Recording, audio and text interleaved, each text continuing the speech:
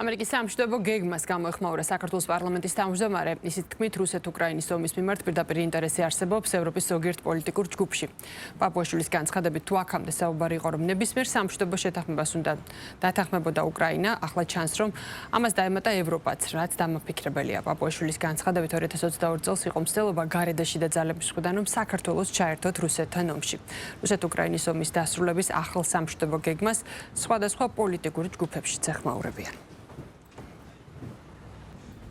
ომი რეალურად მიმდინარეობს უკრაინაში და ევროპის ტერიტორიაზე, შესაბამისად ნებისმიერ სამშვიდობო გეგმაში უნდა მონაწილეობდნენ უკრაინელები და ევროპელები. ამიტომაც ეხლა ძალიან მნიშვნელოვანი მოლაპარაკებები მიმდინარეობს შვეიცარიას სწორედ ამ საკითხთან დაკავშირებით და ჩვენ ძალიან დიდი იმედი გვაქვს და ზოგადად ისტორიული კანონზომიერება, სამართლიანობა და სიკეთის ბოროტებაზე გამარჯვება იქნება ეს და დასრულდება ეს მოლაპარაკებები. დიდი იმედი გვაქვს ისე, რომ მაქსიმალურად იქნება გათვალისწინებული უკრაინის ეროვნული ინტერესები, იმიტომ რომ უკრაინის ეროვნული ინტერესები დღეს გულისხმობს მთელი ევროპის ეროვნულ ინტერესს, მთელი ევროპის უსაფრთხოებას, მათ შორის საქართველოს უსაფრთხოებას. ეს ომი უნდა დასრულდეს. მთავარი გამოწვევა დღეს არის მშვიდობა ევროპის კონტინენტზე და არა მარტო ევროპის კონტინენტზე და ამ მშვიდობის მიღწევის პროცესში აუცილებელია მხარეები აქტიურად იყვნენ ჩართული, მათ შორის ევროკავშირიც, ამერიკაც, სტრატეგიული პარტნიორები. და რა თქმა უნდა ამ მიმართულებით კონკრეტული გადაწყვეტილებების მიღება უნდა მოხდეს მხარეთა ჩართულობით, მხარეთა თანხმობით და იმეც ვიტყობთ, რომ მათი ურთიერთთანამშრომლობით ეს ომი ძალიან მალე დასრულდება, მიიღწევა მშვიდობა. უამრავი ადამიანია დაღუპული, სისხლია დაღვრილი, უამრავი ცრემლი, განადგურებულია ქალაქები და პრაქტიკულად ის ხელშეკრულების პროექტი, რომელიც იქნა ამერიკის შეერთებული შტატების ახალი ადმინისტრაციის მიერ მეტყველებს ერთ რამეს. პრაგმატიზმი მოითხოვს შეჩერებას ამ ეტაპზე. წინააღმდეგ შემთხვევაში ნგრევა და მსხვერპლი გაგრძელდება. ამ რეალობაში რასაკვირველია ევროკავშირს აქვს თავის პოზიცია, არა ყველა ქვეყანას, მაგრამ მოდი პირობითად დავარქვათ ომის პარტია, ბრიუსელის ბიუროკრატია, რომელიც რასაკვირველია არ თანხმდება ასეთ პირობებში ომის დასრულებას.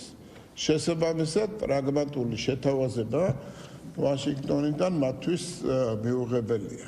და არა უკრაინამ უნდა გადაწყვიტოს თურმე ის, რომ გაგრძელდება თუ არა სისხლის ყრა უკრაინაში და ნგრევა, არამედ ევრობიუროკრატია. საერთოდ ომს ერთი მძიმე, ასე ვთქვათ, შედეგი ახლავს.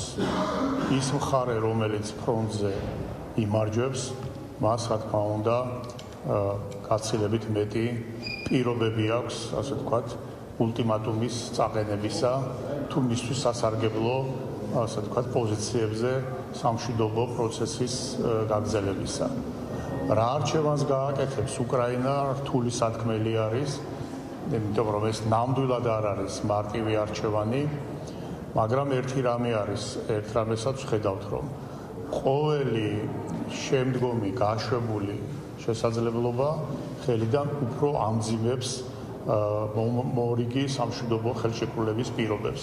ესეც ფაქტია და რეალობაა. გამომდინარე აქედან, რა თქმა უნდა, არჩევანი ამ შემთხვევაში სამწუხაროდ არის სუდსა და უარეს შორის. ეს არის ის რეალობა, რა რეალობაც ამ ომმა მოუტანა უკრაინას და სოფლიოს. აქამდე თუ საუბარი იყოს, რომ ნებისმიერ სამშვიდობო შეთანხმებას უკრაინა უნდა დაეთანხმოს, ახლა ამას დაემატა, როგორც ჩანს, ევროპა, როგორც აქტორი შეთანხმების მონაწილეობისა.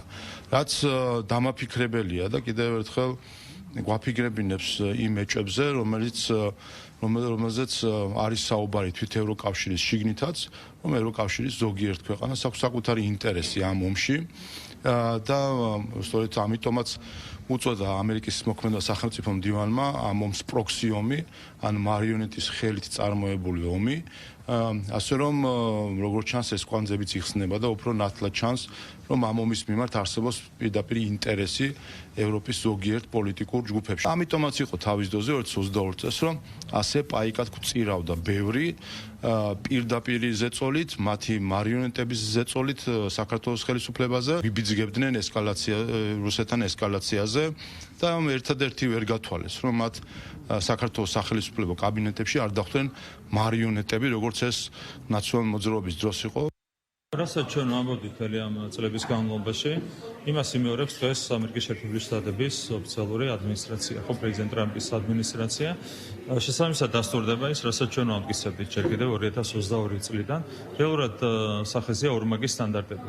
ჩვენ გვედავებოდნენ სანქციების არ დაწესებას, გვედავებოდნენ იმას, რომ გვაქვს ძალიან შეზღუდულ ფარგლებში საოჯრო ურთიერთობები რუსეთთან. ამ დროს მაგალითად ბალტიისპირეთის ქვეყნები, რომლებიც ყველაზე აგრესიულები არიან ამ მიმართულებით, 4-ჯერ მეტ ღვინოს ყიდიან რუსეთის ფედერაციაში შესხმა ლატვიას და ლიტვას, ხო? ასეთია ორმაგი სტანდარტები, რაც მოქმედებს. ასევე სხვა მიმართულებით ბევრად უფრო აქტიური ვაჭრობა აქვთ ამ ქვეყნებს რუსეთთან, ვიდრე საქართველოს. შესაბამისად, მათი პრეტენზიები იყო აბსოლუტურად საფუძველს მოკლებული. რაც შეეხება ზოგადად ამ პროცესების განვითარებას, ნახოთ დაულოდოთ მოვლენებს. იმედი გვაქვს საბოლოოდ, რომ დამყარდება მშვიდობა ჩვენს რეგიონში, დამყარდება მშვიდობა უკრაინაში, რასაც აქვს საერთაშორისო მნიშვნელობა იმისათვის, რომ ევროპის კონტინენტზე გაგრძელდეს ეკონომიკური განვითარების პროცესი.